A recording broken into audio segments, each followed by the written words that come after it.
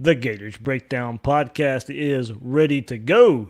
I am your host, David Waters, and you can find me on Twitter at GatorDave_SEC. And joining me for this episode is Will Miles, and from his site, readandreaction.com, and on Twitter at WillMilesSEC. Will, last week I told you you'd have to give me a hug because football season was over. This week, I think you might need to give me a hug to warm me up because it's cold here in Florida. You're such a wimp. It's like not even below freezing. This is ridiculous. We had snow this weekend and the kids were sledding down the backyard and it's been below 40 degrees here for a couple of months now. So toughen up, Buttercup. You'll you'll be fine. You'll survive. Go cover up your plants outside to make sure your vegetables don't die. That's really the only thing you got to do. If it falls below 60, I don't like it. So we don't get it too often, but when we do, of course, I had to work outside today too, and it was like 45 degrees. So You know what? for me, I am a Florida boy, so that is cold for me. I gotta be honest. I am absolutely waiting for the day that ESPN picks you up and makes you move to Bristol, because I think you might die. Like I just look forward to the first tweet where you're like dressed up like an Eskimo, like with your teeth chattering. I would look like the kid from the Christmas Story. Well, hey, I understand it because I've lived down there, but we moved to Chicago and it was like the high that week was like -10 or something like that. So Philly's pretty warm these days after that experience. I got you. I got you. So, Will, in this episode, man, plenty to talk about. We'll get into kind of looking forward to the 2020 season and kind of some areas for improvement for the Gators. This week, we'll do the offense. Next week, we'll do the defense. And Will, of course, man, if the Gators are going to make a playoff push, and you can't rest on your laurels. Yes, it was an 11-win season. Yeah, you can say, Georgia's maybe coming back to the pack. LSU's coming back to the pack. Bama's coming back to the pack. But Florida's also getting better. But of course, they still have to improve on an 11-win season. Yeah, absolutely. I mean, the offense this year actually averaged a point or two less than it did last year. Certainly, the offense looked different just because of a completely different quarterback and a completely different offensive line. But that's been sort of the hallmark of the first 2 years. If you think about it, the offense was very run heavy in year one under Mullen with Franks at quarterback, and then you had Scarlett and P. Ryan, an experienced offensive line. And then the offense was very pass happy in year two, especially after Kyle Trask took over. And a lot of that had to do with the offensive line and some of the struggles there. And so, Mullen hopefully has been able to balance that out a little bit coming into year three.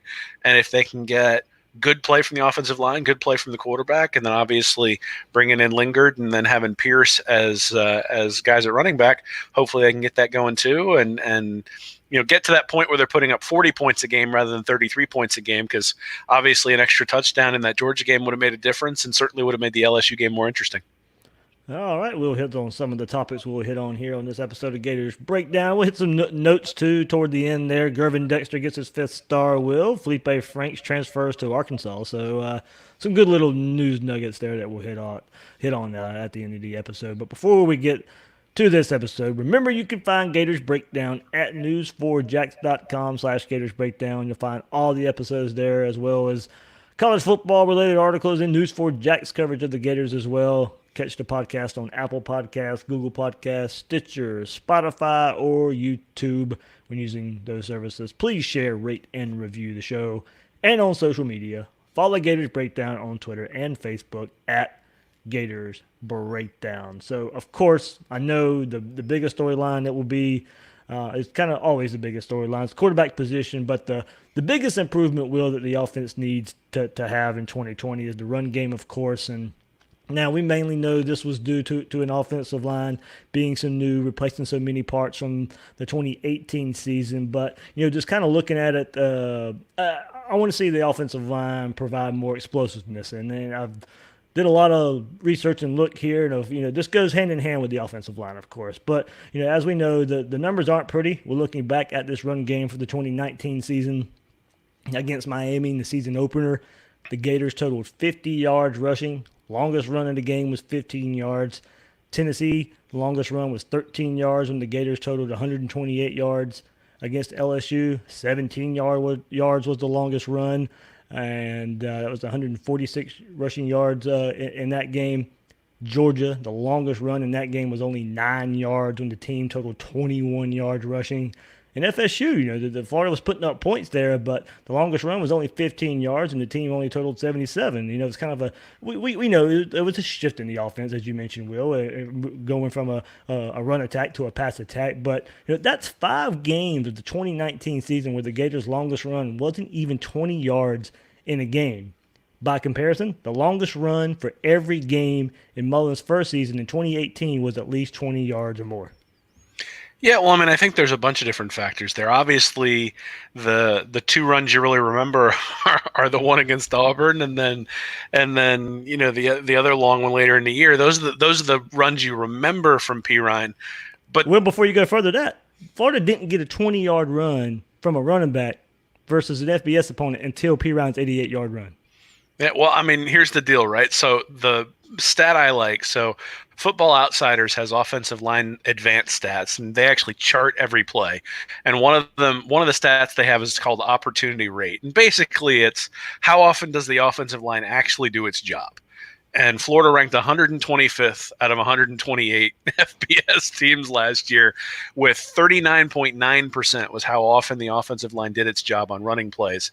And I think that's pretty accurate, right? Mm-hmm. Like they were, when 4 yards was available, they didn't get 4 yards. The offensive line got beat, and the running back got hit behind the line of scrimmage an awful lot. And even the long run against Auburn, I mean, there was a linebacker sitting right in the hole that Pirine had to break the tackle in order to make that run happen. And that was even with Mullen scheming where he lined up his wide receivers to make sure that the offensive line had an advantage up front with the guys that they needed to block. So those are things that can get cleaned up. I think it comes with some of that will come with experience. But I mean, here's the reality. I mean, when you look at all the advanced stats across the line for the running game, the only time Florida ranked above 93rd was on passing downs when they ran the ball. There they were pretty good, so they ranked 20th in that one. But at the end of the day, 117th in power, so 3rd down and 1, 4th down and 1 didn't rank very well. And certainly we saw Mullen, especially in that Georgia game, throwing to Pitts on 4th and 1 instead of just running the ball. The play action fake in the game where Tyree Cleveland was held against LSU that turned into the interception. So not being able to get those 3rd and 1s, not being able to get those 4th and 1s, not being able to convert down to the goal line when they got close. Obviously those are places where the team can improve.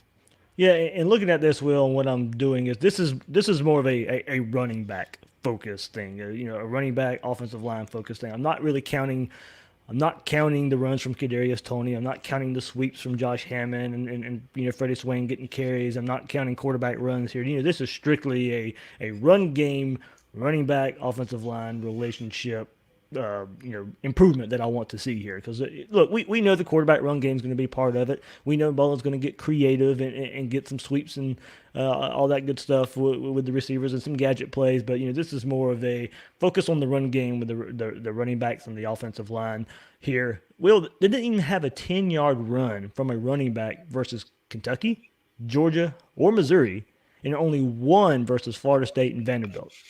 I mean, the numbers are staggering when you go back and look at it and what they were able to do. And to kind of go and look at the players with a microscope here, LaMichael Pirine, 132 carries. He had 21 runs of at least 10 yards.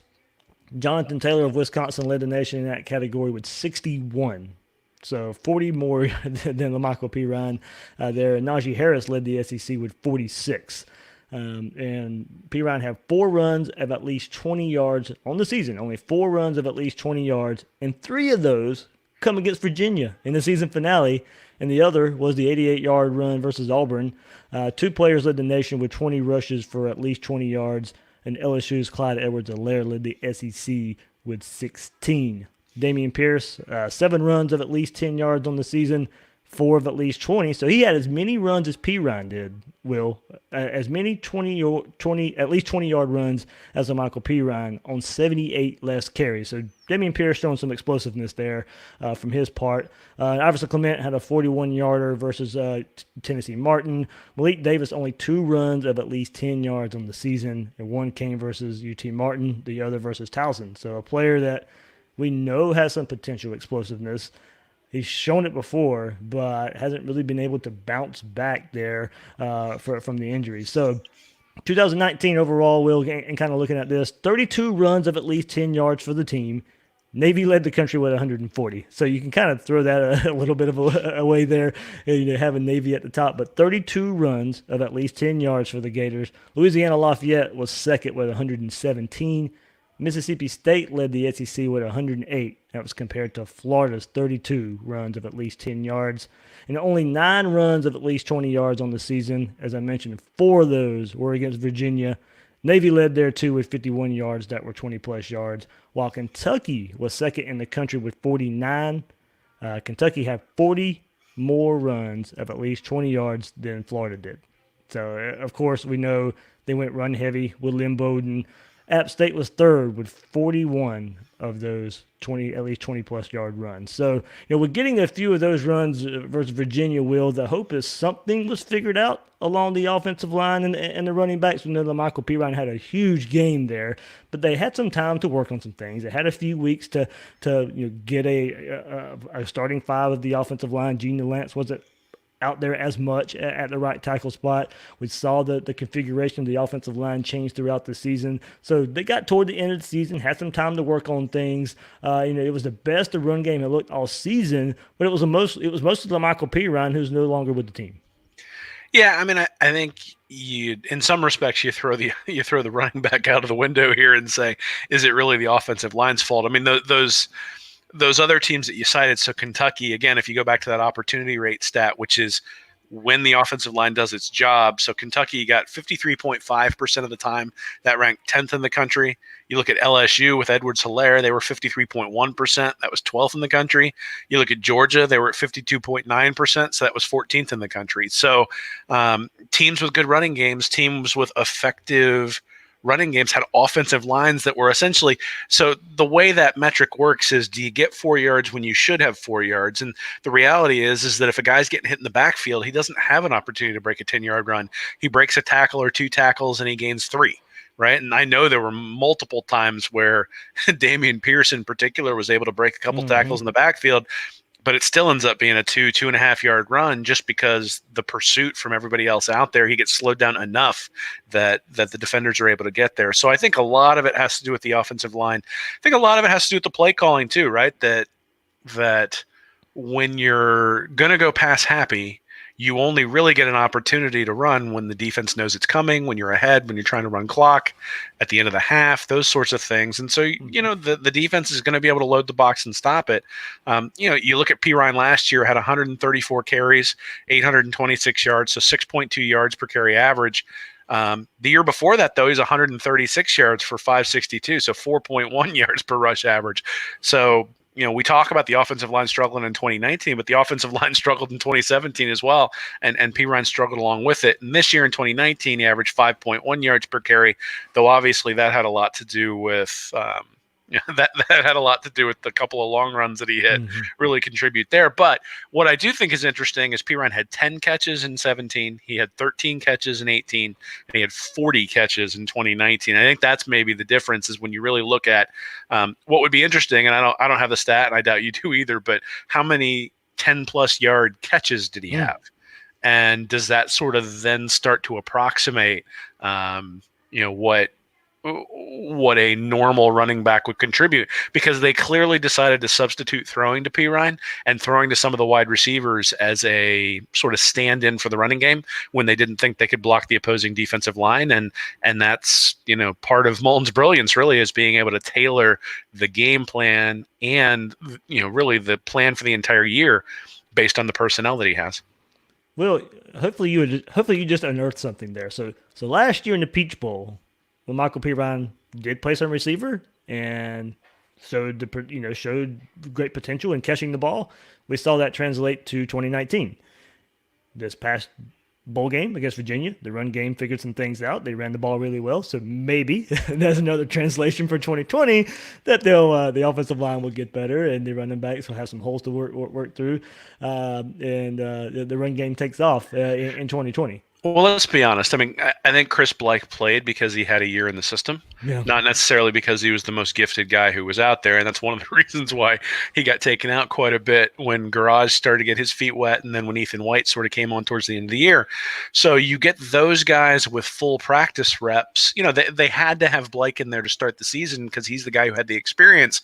But if White and Garage are more gifted guys, then those guys got all the bowl practices, right? And if those guys Mm-hmm. got all the bowl practices, then maybe you saw the sort of the growth in them that you would hope to see if they had an entire spring practice where they were focused and they were going to be the starters. So I think we're going to find out a lot game one next year, obviously, but I think we'll probably find a lot during the spring game too. You can tell.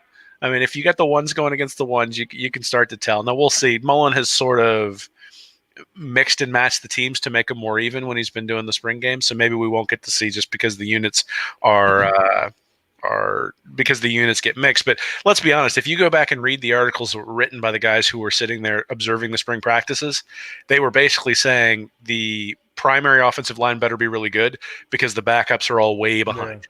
And the primary offensive line wasn't very good, and the backups were way behind. And towards the end of the year, when those backups started to get their feet wet and started to get a little bit better, then the offensive line starts to improve. So, yeah, I mean, I don't think it can be worse. Yeah. if we're going to categorize reasons for hope, I don't know that they're going to get a whole lot worse. They weren't fantastic in the passing game. I mean, they were 53rd in sack rate, they were 60th in standard down sack rate, 65th in pass down sack rate. So they still gave up quite a few sacks. They were just sort of middle of the pack, and then obviously they were awful in the run game. So you combine those two things, I think they're going to get better this year. Mm-hmm. And I think you've got guys like Tarkeen, you've got guys like Kingsley Guaquin, sort of, and the other guys that they brought in who have another year in the system, a full spring practice, and are going to be able to come in and contribute. So I think the backups will be better. I still think it's one of those positions where injuries really may play a role in 2020. I think if they have an injury or two, it could really set the offensive line back. But if they can keep everybody healthy, and they have for the most part the last 2 years, I think we should see quite a bit of improvement. Yeah, I'll get into more of my thoughts, strictly about the offensive line too, but went number heavy here. So I wanted to with this run game too. So compare 2019 to 2018 in Mullen's first year. In 2018, Florida had 56 runs of at least 10 yards, only 32 this past season. So 24 more 10 at least 10-yard runs in 2018, and then 17 of at least 20-yard runs in 2018 to only 9 in 2019. So Lamichael Pirine in 2018 on 134 carries on the season, 22 runs of at least 10 yards, almost exactly the same as his 2018. Almost exactly the same there when in 2019 when he had 132 carries this past year for 21 runs of at least 10 yards. And then Pirine had 7 runs of at least 20 yards or more in 2018 compared to just 4 in 2019. So, Will, I think the biggest difference here, though, was not replicating Jordan Scarlett's success from 2018. He was responsible for responsible for 20 runs of at least 10 yards and 7 of at least 20 yards. So, they couldn't replicate Jordan Scarlett's success there. As, of course, there wasn't enough carries really to go around. Once Florida kind of abandoned the run game about midway through the season there. So, a comparison, Will, another one too, is just you and I kind of were discussing this right before we came on here and looking at this run game and comparing the two offenses, and this comparison of at least 30 carries in a game. And we'll see the stark contrast from 2018 and 2019. So with a better and more experienced offensive line, also aided by a quarterback running a bit more in 2018, the Gators ran the ball 30 or more times in 10 games in 2018 and only attempted that 6 games this past season once it was apparent the run game wasn't going to get it done. So there were games in 2018, Will, where Florida had 43 carries versus LSU, 63 versus Vanderbilt, 62 versus South Carolina, 52 versus Florida State, and 40 versus Michigan. Perhaps with a more experienced offensive line and getting more out of the quarterback run game, we see a more balanced offense in 2020. So I'm not sure if 50 or 60 carries is ideal, but we do know in the Dan Mullen offense, if you're running the ball that much, that means it probably means the offense is pretty working pretty well for Dan Mullen. So this past year it was just say 40 pass attempts a game, and that's what was needed to win games. But to win the bigger games versus LSU and against Georgia, a run game was needed to help to either slow down the game or just help the quarterback out. Yeah, I want to go back to something that you said there, and you mentioned that they ran the ball with the quarterback a little bit more last year. Well, they ran the ball 110 times with Felipe Franks Yeah. in 2018, and they ran it 63 times with Kyle Trask. Now, obviously, Franks ran it 20 or so times before he went out injured, but I think the biggest difference is Franks ran for 350 yards last year, and Trask ran for 8. Yeah. So And you can throw Emory Jones in there too. sure, but the problem is when Emory Jones was in, he didn't throw the ball Yeah, very true. It often, and was so you knew he was very running. predictable. Yep. And I think that's sort of what I'm getting at is that Franks wasn't necessarily the greatest runner in the world, but he was enough of a threat. And I mean, we saw it in the Michigan game in particular, where he had a bunch of big runs. I think he ran for like 80 yards in that game. But even in the Florida State game, I remember diagramming and breaking down that game and sort of saying, this is what a Mullen offense should look like. And one of the reasons P. Ryan hit that big run in the game against Florida State is because the linebackers were held in place because the quarterback run was a threat. And one of the things that we saw this year is that the quarterback run wasn't a threat. So not only was the offensive line more inexperienced, not as skilled, and potentially just not quite as good at what they're doing as a bunch of seniors who are going to lead the program, but also you don't have the quarterback holding that extra linebacker for an extra beat. And I think that plays a huge role in terms of what they're doing. And I mean, obviously, you mentioned the different. You mentioned the 50 runs or the 60 runs or whatever it was against South Carolina.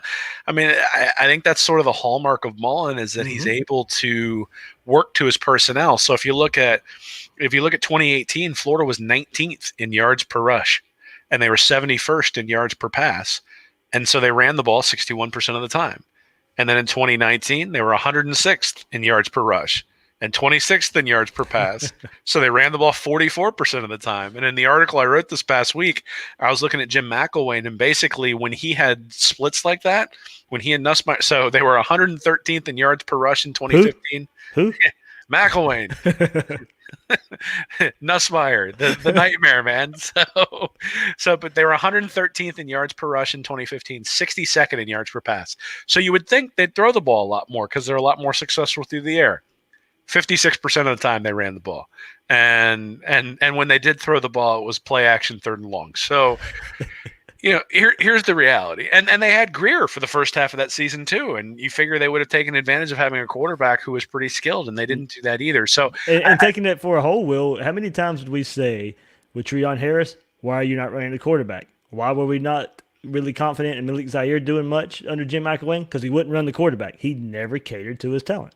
yeah, absolutely. So again, I think that nothing is going to be perfect next year. One of the hallmarks of Mullen, though, is that he's able to take advantage of guys who are limited, and I think you see that with Trask. Even when you look at his overall stats through the air, I think you can pick and choose. I know there was some Pro Football Focus maybe was looking at sort of his success rate over the course of the year, and they only had him ranked really high in a couple of games. Now, obviously, overall, I think Trask had a successful season, but I do think there are areas that you can pick at his game, and I'll do that. I'll do that in a second. I'm sure we'll get to that too. But again, when it comes back to what we can expect next year, I think we can expect a more experienced offensive line. I think we can expect a running back who can break tackles maybe a little bit more adeptly than P. Ryan. I mean, one of the reasons P. Ryan was in there is because he was great in pass protection and he was good catching the ball. And if you're going to throw the ball 60% of the time, that's the guy you want in there. I know people were clamoring for Pierce, but the reality is if you weren't going to run the ball, Pierce wasn't the guy you wanted in there. Yeah. So anyway, I think, again, it's a different set of talent next year. I think Mullen will cater to that talent. And the hope is that the holes aren't quite as obvious, because it was pretty obvious after about 2 games, Florida wasn't going to run the ball. And I think it was I think it was the Auburn game where it finally flipped and Mullen started throwing the ball more than he passed it. And then it got more and more and more exaggerated as the year went on. Yeah, I think the biggest surprise for me was the Michael P. Ryan numbers being so similar from 2018 to 2019 as far as number of carries, and then, like I said, 22 runs of at least 10 yards. on 134 carries in 2018. Like I said, almost exactly the same in 2019 when he had 132 carries and 21 runs of at least 10 yards. I mean, two less carries and one less run of at least 10 yards there for LaMichael Pirine. So kind of surprising there when I went and looked at it. But yep, before we get to quarterback, I had offensive line kind of later on, but I'll go ahead and throw them in here. We've mentioned that. And, you know, the thing I want to see from the offensive line, and you did kind of hit on it earlier, is create more depth and competition there along the offensive line. And it was great seeing Ethan White out there as the season went on as a true freshman. But too many times we saw struggles at the right tackle position in particular. Is there a combination where DeLance isn't the starter next year? There has to be. And maybe Forsyth moves over from left tackle and takes over at right tackle. Would that in turn mean Richard Garage takes over at left tackle? I like that as a scenario because there's experience on the field at that point. I think Brett Heggie has a good chance to take over from Nick Buchanan at center. Ethan White at right guard seems to be a shoe-in now. So to that point, you'd have to argue, or you'd have to kind of argue and figure out the other guard spot. And there are options there with TJ Moore, William Harrod, and Riley Simons. But what if they decide to keep Forsyth at left tackle, and I guess Garage at left guard, and then that opens up the right tackle spot for someone new, unless Gene DeLance improves this coming up off season. So Michael Tarquin received praise late in the season from John Hevesy, and it's not ideal, Will. But maybe a true freshman like Joshua Braun or Isaiah Walker push for playing time at that right tackle position. So the improvement I'd like to see there is hopefully Florida can create some depth there along the offensive line, and that competition makes this unit stronger. I think we feel okay moving forward with the interior of the line, and that Forsyth should be a tackle somewhere on the line. But with the numbers and talent influx the last couple of cycles, it's time for this offensive line to create some depth. And hopefully the Orange Bowl was a good sign. Yeah, I mean, I think we need to be careful about saying in particular that one person needs to be replaced or not. I mean, I think DeLance obviously needs to work, but so does everybody else. It's not as if it was just his fault. I think what you really want to see is who comes into spring camp and is more physical than they were last year, because I think one of the things that was sort of a calling card of the offensive line very early in the year was, especially when the guards were pulling or even when the tackles were pulling and got to take on a linebacker. I mean, you need to be licking your chops when you have a free shot at a linebacker. And the offensive linemen were kind of tentative, and the linebacker a lot of times would run by. And even guys who were experienced, like Brett Heggie, had issues, especially early on in the year. Now, I think some of that comes with trust, right? I mean, you got a bunch of new guys on there. They don't trust each other. They don't necessarily know if the right assignment is going to be if the right assignment's going to be executed, and if they're going to look stupid because they do something that they're supposed to do but somebody else fails, and so it doesn't work out quite right. I mean, I know there was a gif going around that had DeLance missing a defensive end against Virginia. But when you actually look at it, if you don't know the offensive line call, he may have done the right thing, and the right guard might have done something that was incorrect. So I do think that offensive line is complex enough that you don't necessarily just want to say, oh, that guy got beat by the by the defensive end, he must be terrible. All that being said, I do think there needs to be improvement, and DeLance obviously is the obvious guy that you look at. But I suspect that the reality is that they want 8 good offensive linemen, right? If you've got 5, and then if you have the ability to pull someone off and replace them when one of the things is, I remember you used to watch years ago, a guy'd get a false start, he'd immediately run off the field. Yeah. And I don't remember that happening because there wasn't anybody else to put out there. And so that's really maybe the thing we should be looking for early on in the fall is when there's a false start, does that guy get pulled off the field? What kind of continuity do you see? Look at the defensive line. If the defensive line runs a stunt, are they able to pick that up? Those are sort of the keys, I think. And when it comes to bringing a true freshman on the offensive line, it's going to be, is he capable of working with his teammates to make sure that he doesn't miss his assignments? Because the turnovers come on missed assignments, right? The turnovers come on, there's a stunt, it doesn't get picked up, Trask gets drilled, ball gets fumbled. There's a blitz, they don't get the guy on the inside, they go for the guy on the outside, the guy on the inside comes in, hits Trask, ball gets fumbled, or he has to throw it too soon, throws an interception. So the turnovers come from sort of those catastrophic plays. If they can avoid those catastrophic plays, then the offensive line will be a lot better. Whether a freshman then pushes them to do that, I have no problem. Freshman, sophomore, junior, senior. I mean, you put the guy in there who's the best player. I think if they're physical, you can deal with the mental mistakes. The issue that I think, if you go back and look at the tape, I think the biggest issue is that not only were they making mental mistakes, but after they made a mental mistake, they got tentative, and that's just a killer for an offensive line.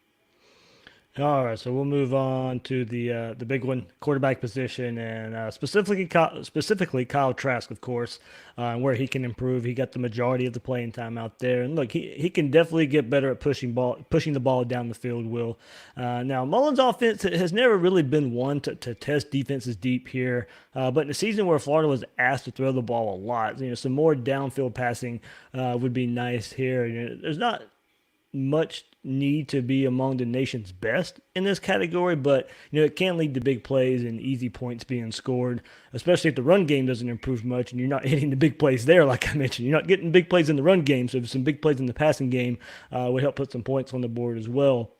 If the run game still struggles there in 2020. So well, I went and looked at, and look, of course there are some passes where wide receivers take short passes and take them to the house, but that's not ideally how most long scoring touchdown or long throws happen. Most of the time, the ball travels in the air, that distance there. So, in throws of at least 10 yards, Kyle Trask ranked 27th in the country. Not bad. It was 123 throws there in that category. The nation's best. You're looking at Washington State's quarterback, Joe Burrow's up there as well, but 222 were, that's what the nation's leader had in throws of at least 10 yards.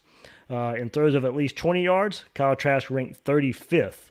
That was with 45 throws there. The nation's leader had 83 of those throws. In throws of at least 30 yards, this is where it starts getting a little bit worse. 52nd in the nation for Kyle Trask. 17 of those passes, the nation's best, had 42.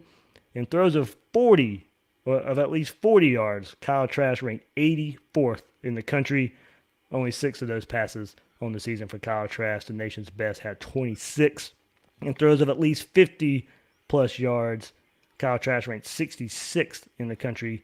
There, only 3 such passes, and in throws of at least 60 yards, 42nd in the nation there. So, not terrible there from Kyle Trask. There, 40 plus yards. That was his of throws of at least 40 yards. That was his weakest link there. Ranked 84th in the country with only 6 of those throws. But so, if you want to open up the offense more, if Kyle Trask is going to be asked to throw the ball 40, 45 times a game, then you'd like to see some more downfield passing. Yeah, I mean, so again, I think this is a double-edged sword, right? That if you put him in 7-step drops, if you try play action pass, if you try all those sorts of things, the offensive line has to hold up. Yep. And in some respects, a lot of his throws were designed to sort of mimic the running game. And a lot of his throws were sort of, intermediate routes, not necessarily little slants across the middle. And for the most part, and, we talked about this when we were talking about Burrow. One of the reasons he's so successful is the guy he throws to is always open. I think Trask, in some respects, did that pretty well. Mm-hmm. There were a few passes he threw that the defense probably should have gotten, and he got a little bit lucky that a couple of them didn't get taken back to the house against him. But again, it didn't happen. And you look at his passer rating. ESPN has it at 156.1. That puts him at 16th in the country. So from a passer efficiency rating, he's really, really good. 67% completion percentage. Again, very, very good. 8.3 yards per attempt. That is above average. The NCAA average this year for the top 50 quarterbacks in FBS was 7.75. But when you look at my metric, yards above replacement, this is where he starts to get dinged for his inability to run the ball, and really the fact that he eats the ball quite a bit and takes a bunch of sacks because he only averaged 0.1 yards per rush, and the NCAA average is like 2.6. That drags his yards above replacement to 0.09. So slightly above average is what that metric has for Trask for the season. So I think quicker decision making, getting the ball out, not taking sacks is a big part of ways he can improve, even if he doesn't necessarily improve going downfield. And, the game against South Carolina, he looked a little bit strange in terms of his ability Yeah. to go downfield. Some of that might have been because of the weather, but you kind of saw it again in the game against Virginia that he just didn't look comfortable throwing the ball downfield. Whether that's because he was dinged up or whether that's because he doesn't necessarily feel comfortable letting it fly and going that far downfield, I don't completely know. But I think the stat that you said about 40 plus yards rings true. I don't remember him chucking it downfield all the time. But at the same time, most of the time when he was throwing the ball, his guy was open. I mean, some of those back shoulder throws he made against LSU Mm-hmm. are things that we didn't see from Felipe Franks. And that doesn't mean that Franks is better or Trask is better. It just means they're different quarterbacks. So, a full year starting, all that experience, being able to come back, I do expect him to be better next year. But I think his tool set is not necessarily set up for him to make some giant leap Yeah. unless there are a couple of specific things he's going to have to address to do that kind of thing. Yeah, and I will say that for me, that is probably a little bit of nitpicking there because I do agree. As far as a quarterback and his entire game there, I mean, he elevated the quarterback play this year at Florida for something we haven't seen in quite some time. So, but another part of this, Will, and I also want to see is I want to see an offense at a faster pace in crunch time. That killed Florida this year. Go back to the LSU and Georgia games.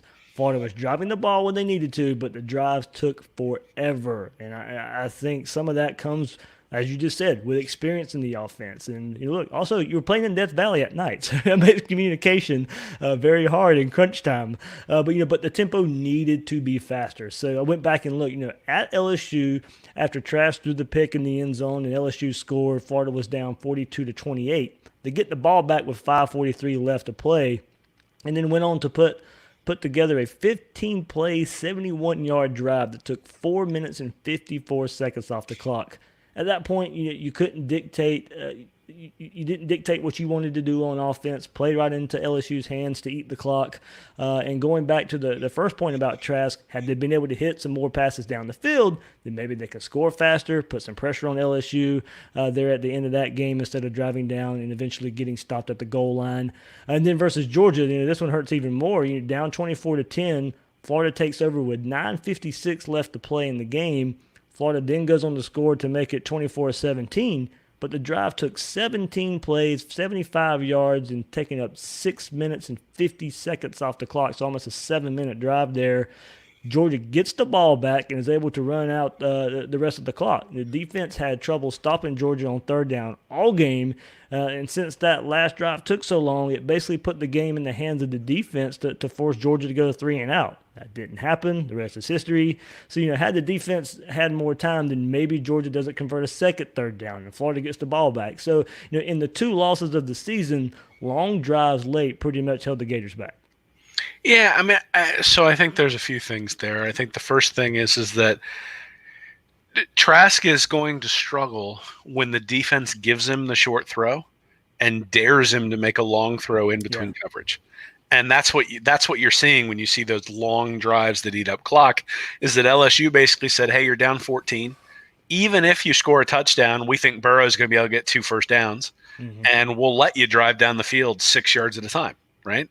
And the right read in that circumstance is to throw the little 6-yard out or throw the check down to P. Ryan, and that's the right read in the situation. But at some point, you need the quarterback to say, screw it, we're losing this game unless I push it down the field.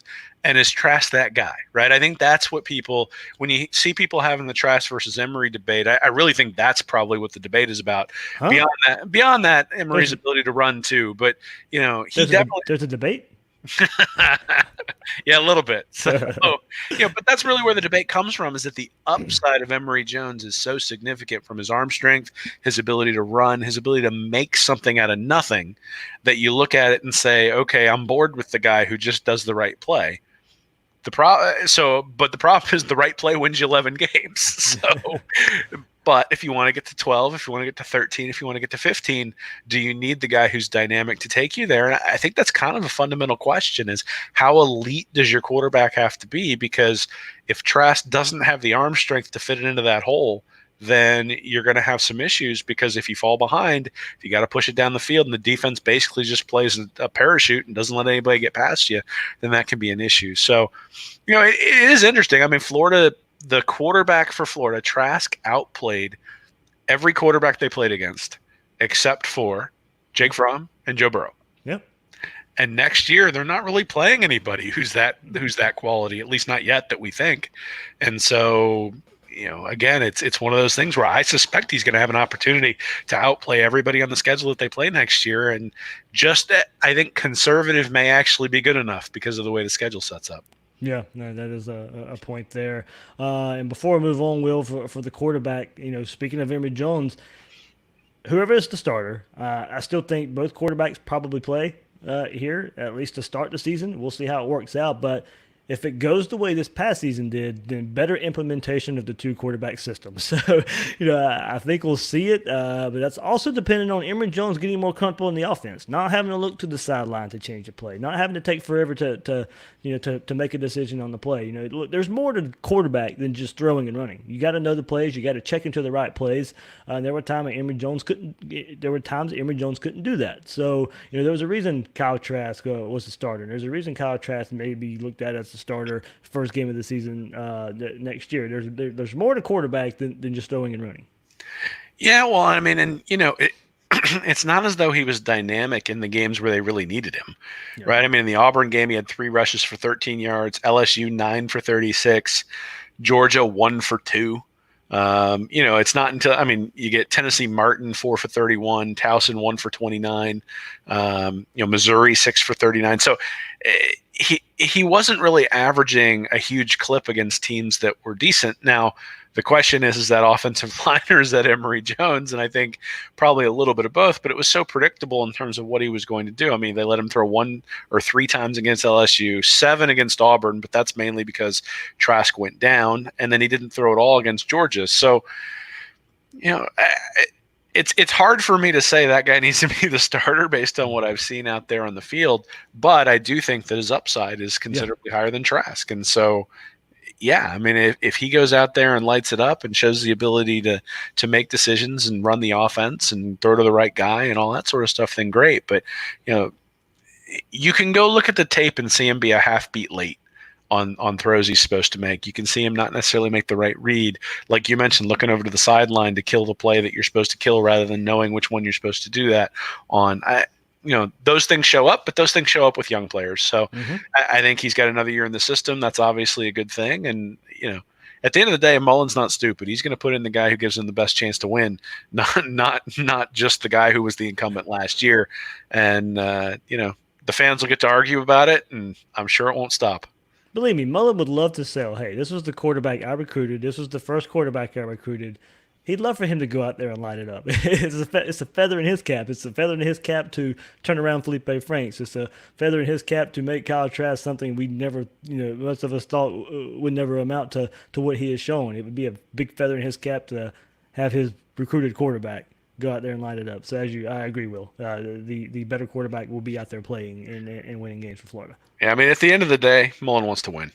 And he's he already had that rant 2 years ago about thumb wrestling and wanting to win. I mean, he's going to put the guy out there who gives him the best chance to win. I think we were all surprised that guy was Kyle Trask this year. And look, I mean, he proved to be the guy. Average quarterback play gets you a long way. Yeah. In any sort of season, especially if you've got a pretty decent defense. And Trask was above average against everybody except for Georgia for the most part, and obviously played really well against LSU and gave him a shot to win. And I think, you look at that team, that LSU team is really a historic team, and Florida was one of the teams that was able to go toe-to-toe with them. And I think that indicates Florida's close. The question is, how close were they really? I mean, I think LSU had that game. Even when it was tied, you were sitting there going, yeah, I'm not sure Florida's defense is going to be able to get a stop here. But that's not Trask's fault, right? I mean, Trask played really well in that game, was able to raise his game in that one, and then obviously struggled against Georgia, and that's the other loss. So I don't know that you go wrong with either guy. I think you need to see improvement in key areas. I think there are areas where Emory Jones needs to make improvement. Yep. There are areas where Trask is going to need to make improvement. And that's one of the other things I think maybe is encouraging about the Virginia game is that Trask ran really well in that game against Virginia, not necessarily for a ton of yardage, though I think he wound up with like 30 or 35 yards in that game, but more than anything, keeping them honest. And I don't think it's a coincidence that Trask was able to run the ball decently well and the offense was able to run the ball decently well against Virginia. I think again, when you keep the defense honest by having a quarterback who's willing to run, and I know Mullen likes using that phrase, willing runner. And after the knee injury against Auburn, I don't know how bad that was for Trask, and I do Yeah. wonder whether that really limited his ability to run. And when it limited his ability, it limited the offense's ability to run. And that's that Auburn game is really sort of where the run pass mix switched. It was 50-50 up until even all the way through the Kentucky game, and even the Tennessee game was pretty much 50-50. In fact, a little bit run heavy. And then after that, everything swapped in that Auburn game. And from then on out, it was very pass heavy. I do wonder whether that knee injury had something to do with it. Yeah, I wondered that too behind the scenes a little bit if that knee injury did bother him a bit. Let's one thing about receiver, Will, because there'll be some questions there, of course, with everything that Florida loses there. We did get the news Kadarius Toney is going to return to Florida or stay at Florida for another season. So what I want to see improvement there is specifically for him, become more of a true wide receiver. Yes, you can still be the gadget guy. You can still take some sweeps, but for what Florida's losing at receiver, there are some options there. But Kadarius Toney with the ball in his hands is electric. Maybe not consistent, but it is electric. So if he can become more of a true receiver, I'd like to see that. And late last year, especially in the Peach Bowl, you saw him go down and catch kind of slants and more passes that would or run routes and catch passes that are more indicative of a true wide receiver, but we didn't see it a whole lot. And of course, he was injured this year as well. So, maybe he did take some necessary steps, but maybe we'll see that coming up in 2020. But also, I want to see depth show up in the form of young players, kind of like the offensive line there too, with this wide receiver group. Haven't needed it, but someone will need to break through. Staff was really high on Jamarcus Weston as a recruit. Deontay Marks or Whittemore. Looks like players that can fit in the slot. They'll be behind Toney and Copeland a bit there in the slot. If you want to go to tight end too, maybe Zipper becomes more of a weapon after getting his feet wet as well. We'll see what maybe some of these true freshmen can do. Xavier Henderson comes to mind there as a big time wide receiver. Just to kind of maybe a young guy that comes on the scene there. So that's kind of quickly, Will, there where I was looking at the wide receiver and some improvements they can make, specifically Kadarius Toney and maybe Trevon Grimes. When I go back to the quarterback hitting downfield passes, maybe becoming more of that deep threat receiver. Yeah, I mean, I actually think one of the biggest things you're going to miss from the wide receivers is the blocking. So you think about Hammond, Swain, and Grimes and Jefferson out there four wide. Those guys were all elite blockers when it came to opening things up. So the fact that P. Ryan caught 40 balls, I mean, a lot of that was because they had wide receivers who were out there and able to block. And so Grimes is still there, but you don't necessarily think of Toney as a guy who's going to take people out on the outside. I don't know that we've seen it from Copeland. He seems physical enough to be able to do that. And then some of those younger guys you mentioned, what are they going to be able to do? You look at Pitts, obviously he's established himself as an elite receiver, but is he going to be able to take that next step and become a good blocker? I think he started to take some steps to go from really poor to adequate there. And regardless of what Brian Greasy said during that bowl game, I think he's clearly a tight end. But at the same time, there's area for improvement, right? And the area where I think you need to see Pitts improve is blocking in the offensive line. I was 1 for 2 last year. I thought that Krull and Pitts were going to be an excellent combination and sort of really allow Florida to exploit stuff on the opposing defense, and that just really didn't materialize with Krull. But Zipper gives them that opportunity if he can step in and do that, along with another big-bodied guy to block if for some reason they don't get that kind of blocking ability from the wide receivers that they bring in. And to be honest, I think that's probably the area where freshman wide receivers are going to struggle the most. And then the other thing I think we need to watch out for is who's really going to replace those 40 receptions from P. Ryan. You look at Malik Davis, he had 6. Damian Pierce had 4. Naquan Wright had 1. And Iverson Clement didn't have any catches. And so who's going to step into that space as the guy coming out of the backfield? Because, that was Trask's safety blanket. I mean, 40 catches for P. Ryan, 54 for Pitts. You had and some of those for P. Yeah, and some of those for P. Ryan was him lined up as a receiver. Yeah, but I mean, you got 94 receptions out of those two guys. Mm-hmm. And to be honest, one of the things that Mullen did an awful lot last year was bringing P. Ryan out wide, bringing Pitts out wide, and now you've got 5 wide receivers, Mm-hmm. but the defense was set up with linebackers. And that's kind of what I was talking about early in the year Mm. when I was talking about Pitts and Kroll giving you that sort of advantage. Is you go in looking like you're going to be playing a normal set or a large set, and then you split those guys out wide, and the linebacker's like, oh crap. Yeah. Like there's no way I can guard this. Or the defense brings a nickel in, expecting you to throw. You bring those guys in, and then you're able to run the ball against it. And Florida Maybe last maybe year, that's yeah, maybe that's Pitts and Zipper this year. yeah. Well, I mean, I, Mhm. I think that's what you'd expect to see, but Yeah. obviously you have to be able to run the ball reasonably effectively to do it. Yeah. The problem last year is you couldn't do anything like that because the offensive line struggled so much that even against fronts where they had an advantage, the running back was still getting hit behind the line of scrimmage. And so if you're getting beat up front, it doesn't matter what kind of gimmicks you put in to get numbers advantages. If you can't take advantage of the numbers advantage, you're going to struggle running the ball. So they couldn't really do anything like that. And at that point, then it's like, well, we may as well just put Kroll on the sidelines, bring in a fourth wide receiver because we aren't fooling anybody. Let's let them put a nickel out there. They're doing it anyway, and we can't run against it. So let's throw against it. So I think those are the things I'd be looking for is what happens with the Pitts Zipper combo. Who can step up as the blocking wide receiver and help in the running game? Because I think that guy's going to get a lot more playing time, even if he's not quite as effective of a receiver. And I think they're going to lean heavily on Grimes and I think they're going to lean heavily on Grimes and Tony in terms of and Hammond in terms, or not Hammond and Copeland as receivers. And so the guys who are going to step in as the additional guys are going to be the guys who can block. And then the third thing would just be who's going to step up at the running back position as a receiver. And whether that's Pierce or whether it's Davis or whether it's somebody else, we'll have to see. But somebody's going to have to replace that because that clearly is Trask's safety blanket. All right, well, let's that'll wrap up or what we were looking for improvement for the offense here. As I said, next week we'll do the defense and kind of look at that. But there's some thoughts from Will and I about where we want to see this offense improve for the 2020 season.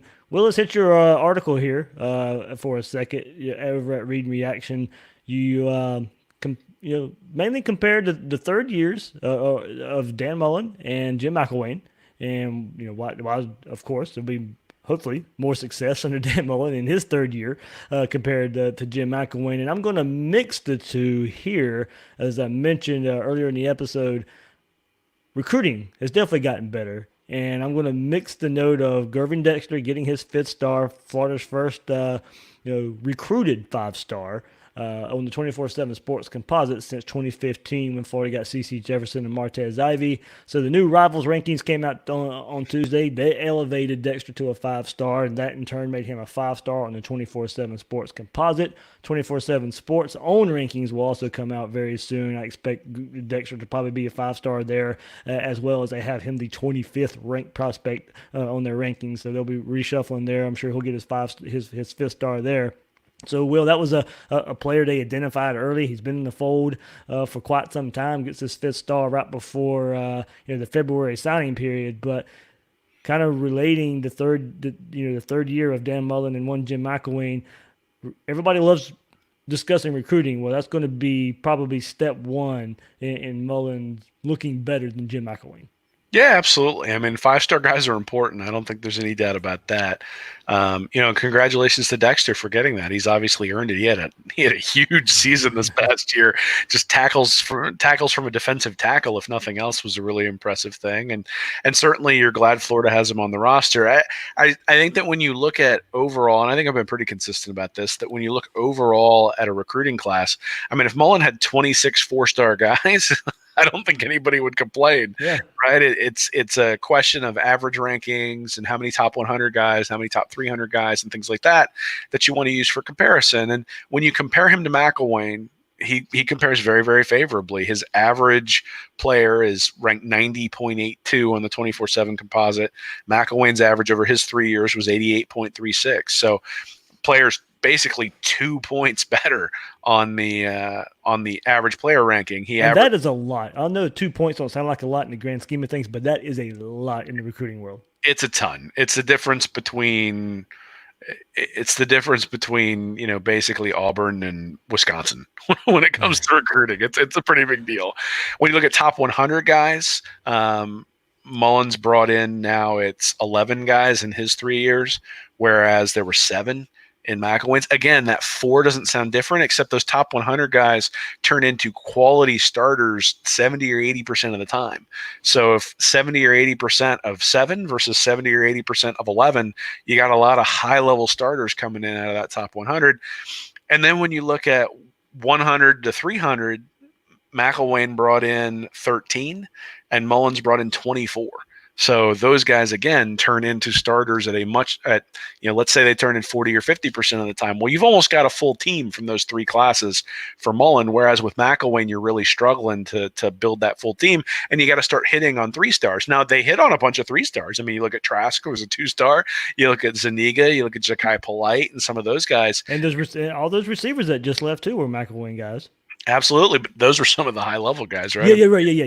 Cleveland was a high level guy, and Felipe Franks was one of those high level guys who came in too. But I guess the point is that really when we're talking about recruiting, we're talking about percentages, and the reality is that Mullen, while he has not recruited as well as Muschamp, he's not recruited as well as Meyer, he has not recruited as well as Zook, has recruited significantly better than McElwain, especially when you factor in some of the transfers, right? So you go back to that 2018 class where you had 4 top 100 guys, but now you're bringing in Brenton Cox and Lorenzo Lingard, and you're up to really 6 top 100 guys from that class.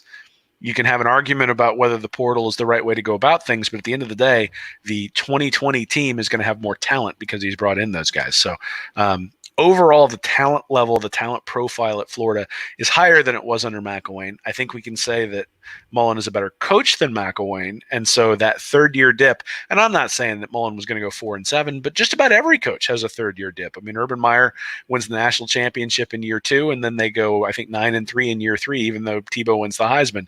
You go and look back at Saban's time at LSU. He saw a dip in year 3 before then accelerating to a national title at LSU. You go and you look at Spurrier when he came into Florida. He had a dip in year 3 before he went on a big run with Danny Werfel at quarterback. So you see that 3rd-year dip with a lot of different coaches. I think with the elite coaches, the dip is, they go 8-5, 9-3.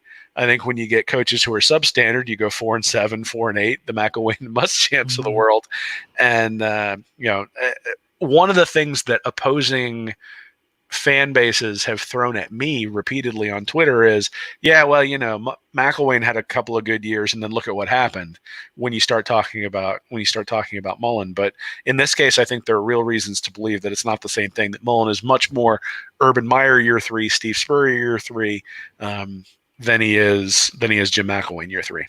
Yeah, and you and I, we kind of talked about it earlier here, and also just looking at a functioning offense, knowing what to do with your players, you have success there. Look, and I say your players because it is Dan Mullen's team right now, but these were Jim McElwain recruited guys, and look, you saw right away the improvement of the receiver position. I think that was a big mark in Dan Mullen's first year compared to Jim McElwain's last year. You had guys live up to the billing of like Hammond and Swain, and actually, I don't think after their first 2 years, I don't think we saw the production those guys were going to have under Dan Mullen. And those guys really, really showed out there, and being able to cater to the talent and not to play quarterback roulette. Jim McElwain's last year, Felipe Franks making his first start against Michigan, and Malik Zaire coming in to try and save the day. Luke Del Rio gets some starts. I mean, it was just trying to figure out something and throw everything at the board. Because it didn't seem like there was a plan there. And look, we know the credit card scandal right before the season threw a wrench and everything, but that probably masked the bigger issue of lack of recruiting and living off of Will Muschamp's defense. Sure. Well, I mean, Bill Sykes was ringing that bell, and I wasn't really listening to him until after that happened. I think you also have to factor in the credit cards where you had a bunch of guys who were, Scarlett and Callaway were 2 of the better players on offense, and those guys didn't get to play in that year. But the biggest thing, when you looked at 15 and 16, I think there were signs. I know we looked at the close games. There were 8 games that were 1 score or less, and McElwain went 7-1 in those games, but the average FPI of those 8 games of those teams they played was 50.1. And Mullins had similar success, so he's 6-1 in 7 close games, but the average FPI of those is 25.3. So basically, the close games that Florida is playing under Mullen are against quality teams, and the close games that McElwain played weren't necessarily against quality teams. I mean, games against FAU and things like that, and it shows in the stats. So I looked at. Basically, I took FPI rankings 1 to 5, 6 to 10, 11 to 25, all the way out to 100, and sort of split it out. And against teams that are 101 or worse or FCS, McElwain won by an average of 10.7 points. Mullen won by 33.2. Right? Wow. From 75 to 100, McElwain won by 6.5 points. Mullen won by 56. Now, granted, that's one game for Mullen. Right. Yeah. Yeah. You look at 51 to 75, McElwain won by 14.9, Mullen won by 21. You look at 26 to 50, and this is where I think it really makes a difference. 26 to 50, so teams that are Kentucky, Yeah, a lot of the teams you're playing. South Carolina, so teams that are good but not elite in the SEC. They make up a bulk of your schedule. McElwain was minus 2.3, Mullen was 10.6. Oof. And then you go 11 to 25. So now we're talking top 25 teams. McElwain negative 11.3, Mullen negative 6.5. So he struggled a little bit there, but not nearly as much as McElwain did. And then you look at 6 to 10, and McElwain's minus 4.5 and Mullen 6.0. So the only place where McElwain outperformed Mullen in point differential, and it's just slight, is teams that were ranked 1 to 5. And that's basically because he beat Old Miss, and Old Miss was in that ranking, and so really raises that average for McElwain. But end of the day, Mullen is beating the teams that Florida should beat the way Florida should beat them in 18 and 19. And you see that in the overall point total. So 34.1 points for Florida, 17.7 against. For McElwain in 15 and 16, there were 17.6 points against. So basically the exact same defensive performance in terms of points allowed, but they only scored 23.6 points. So they scored 11 less points per game over his 2 years than Mullen did in his 2 years. And I think that's reflective in the point differential. And the reality is his point differential reflects the quality of your team much more than one loss record. Yeah. And so Mullen's teams have been better. They have more talent. And I think from an in-game perspective, I actually think McElwain was a pretty decent in-game coach. I think Mullen is just as good, though. I think going for it on fourth downs, you can see that he does that an awful lot. He goes for it. In fact, he goes for fourth downs more than McElwain did, and I really lauded McElwain for going for it on fourth down. But you look at it, Muschamp from 11 to 14 went for fourth downs 13 and a half times per year on average. You look at McElwain, 15 and 16, 21 and a half times a year. Mullen, 2018 and 2019, 22.5 per year. And I think that's indicative of a guy who's able to get a little bit more out of his team on the field because he's willing to take some risks and go for it on fourth down. So I know people didn't necessarily like some of the fourth down calls against Georgia, but I actually think that's indicative of Mullen being a pretty good on-field coach. Good stuff there, Will, and everybody can get that at readandreaction.com. That's Will's latest there. You can take a look at the charts and all that good stuff that kind of lays that out there better in a visual form there. But really good stuff from Will, and check out all of his work at readandreaction.com. Will, one more thing before we go. One last note. Felipe Franks, former Gators quarterback, transferring to Arkansas. Sam Pittman there now is the head coach, the former Georgia offensive line coach. Did hire Kendall Briles as his offensive coordinator. That name is familiar, of course, because he was the coordinator at FSU last year. So a little connection there for Felipe Franks, and now going out west to play for Arkansas. And Will, of course, he's not going to have the bevy of receivers he had at Florida. He's not going to have a running game like he had at Florida. Kendall Briles can bring an offense that can showcase his arm talent. He likes to go down the field and likes to get the ball to receivers. And Arkansas has some good receivers. I know Knox is there. It was Trey Knox, I believe is his name. former recruit that Florida targeted big time when he was a recruit. So they got some good options at receiver, but of course not as much depth there as he had at Florida at the receiver position. So he'll be in an offense that will ask him to make some quick decisions. Given Kendall Briles' history there, make some quick decisions. But as I said, test the ball and get or test his arm and get the ball down the field. We know he can excel there. But Will, Kansas looked to be the other option with his Les Miles connection there for Felipe Franks. But Franks is going to stay in the SEC and play in the SEC West with a brutal schedule. So, good luck to Felipe Franks, but man, he's going to need some help. Absolutely. I mean, I hope he does really well. But the reality is if Arkansas goes 4-8, that's probably a really good year for him, right? I mean, Yeah. they're pretty much the dregs of the SEC, and any sort of bump up would be good. I think Briles' offense is actually pretty much tailor made for somebody like Franks. I wrote something earlier this year where essentially it was after FSU hired Briles, and the idea that his offense and the offense that Taggart ran really didn't make a whole lot of sense. And I think he sort of had to adjust to some of the quarterbacks that he had at Florida State. But when you really look at what Art Briles' offense and Kendall Briles runs it, when you really look at those guys' offensive philosophies, it's a lot of air raid. It's a lot of stuff going down the field with adjustments off of what the defense does. And a guy with a strong arm can really take advantage of it if he's able to make the right read. So we'll see. I think from the standpoint of the kinds of things that he's going to ask Franks to do, I think it'll be good for him. Whether or not that's the right place to go to get to the NFL is a different question. But I think in terms of success, I think Franks will have a good year. The good news is that immediately after this was announced, all the people that we know who are Tennessee fans on Twitter were lamenting the fact that he can torture them again because he's going to get to play them again. So all I know is if Arkansas has a walk-off win against Tennessee, I'm just going to laugh and laugh and laugh because that's going to be awesome.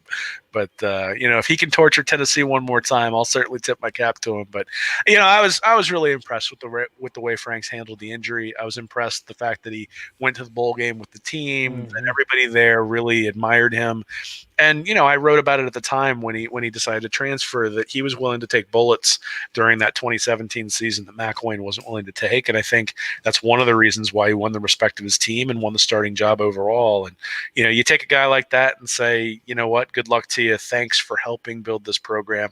Thanks for helping to get everybody to buy in. And thanks for all you gave to Florida, because he may walk with a limp for the rest of his life because of what he gave to Florida. Down the line, I doubt that ankle isn't. I suspect it will be arthritic somewhere down the line. It'll be because of the time he spent here and what he put into it. So, best of luck to him at Arkansas. Hopefully he does really well. And, hey, hopefully we'll see him in the SEC championship game. I need to look here. Yeah, they open up the season with Nevada, but they play at Notre Dame week 2. So Franks will be on a national stage there with Arkansas at Notre Dame there. So hopefully he gets a big upset there early in the season. It would be nice to see. But yeah, we'll have a brutal schedule there to start out with. They have Notre Dame and Mississippi State and Texas A&M back to back to back. So not a great schedule for Felipe Franks to get his feet wet after opening up with Nevada there. So yeah, Felipe Franks now going to Arkansas. So Will, anything else, man? Well, apparently while we were on, Florida lost to LSU in basketball. So the Fire Mike White Hive will be out again on Twitter tonight, no doubt. And, it's a little bit different than football. There's still some time to go, and I guess we get Baylor coming up later on this week. So number one Baylor will visit the Odom. So hopefully White's got something up his sleeve similar to what he had with Auburn the other day, because it was kind of nice to have to have a little bit of quiet on Twitter after a Florida basketball game, to be honest with you. But I mean, look, I enjoy watching the Gators and anything. I really enjoy watching the baseball and the softball teams, but football's the passion, and I don't get all that worked up about the other stuff. Yeah, I know. Tony Agolini, he gives me a shout every time we do an episode during a basketball game. But it's last week Monday was because of the national championship game. Monday yesterday was because it was just better to go on Tuesday this week. We could get an earlier start time and an earlier going to bed time. So, but You know, I we mean, were you don't want to listen to the announcers anyway. Just listen to us talk while you got the game on the big screen TV in front of you. It's all good. yeah. But when you saw me looking probably off screen, and I was looking to the side, I was watching the end of it. Florida lost in a buzzer beater. So they were inbounding the ball. It looked like I think it was Keontae Johnson, but he went to lay it up, and the ball was still in his hands when the clock read zero. It only had a half a second to inbound. So Billy Donovan never would have let that happen. better watch out. We're gonna turn into a basketball podcast. Oh man, I doubt it because I don't have time for that. yeah, no kidding. But nah, I mean, look, I wish those guys the best. I enjoy watching it. Like I said, I don't know enough about it to know whether somebody is a good coach or a bad coach. Other than, you know, Donovan was a special talent, and I suspect that in some respects he made us think that the program was more elevated than maybe it is, and hopefully White can get it to that level. All right, that's Will Miles. You can find him on Twitter at Will Miles SEC and his site, once again, readandreaction.com. I'm the host of Gators Breakdown, David Waters. You can find me on Twitter at GatorDave_SEC. Guys and girls out there, thanks for listening to this episode of Gators Breakdown.